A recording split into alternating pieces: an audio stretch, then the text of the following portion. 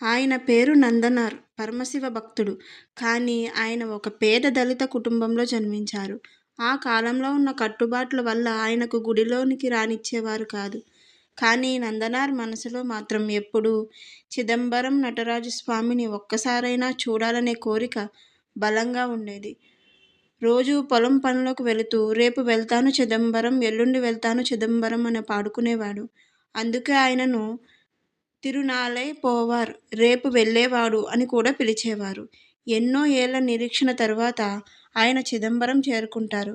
కానీ గుడి బయట ఉన్న ఎత్తైన గోడలు, ఆచారాలు ఆయనను లోపలకు వెళ్ళనివ్వవు.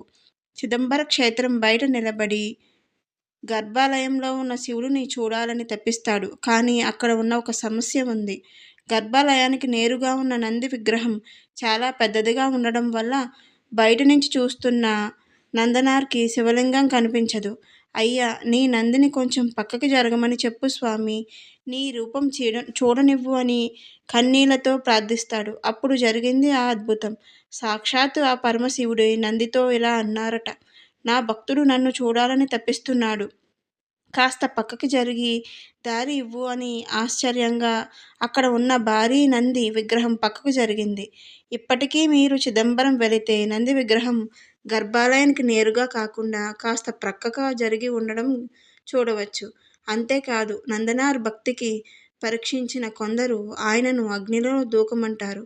నువ్వు నిజమైన భక్తుడివి అయితే నీకు ఏమీ కాదు అని సవాలు విసురుతారు. నందనార్ శివనామస్మరణ చేస్తూ అగ్నిలో దూకాడు. ఆయన శరీరం బంగారంలా మెరిసిపోతూ బయటకు వస్తుంది. ఇది చూసిన ఊరి జనం, పూజారులు ఆయన పాదాలకు నమస్కరిస్తారు. ఇది కేవలం ఒక కథ మాత్రమే కాదు. చిదంబర ఆలయంలో చరిత్రలో ఈ సంఘటన స్పష్టంగా ఉంది.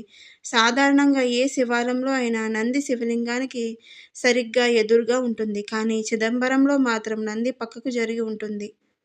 ఆ భక్తుడి కోసం దేవుడు తన వాహనాన్నే పక్కకు జరిగిన తీరు భక్తికి ఉన్న శక్తికి చాటి చెబుతుంది. భగవంతుడికి కావలసింది అలంకారాలు కాదు, అంకిత భావం. మీ మనసులో నిజాయితీ ఉంటే మీరున్న చోటుకే దేవుడు వస్తాడు. ఇలాంటి మరిన్ని ఇంట్రెస్టింగ్ స్టోరీస్ కోసం ఛానల్ని సబ్స్క్రైబ్ చేసుకోండి. ఓం నమః శివాయ.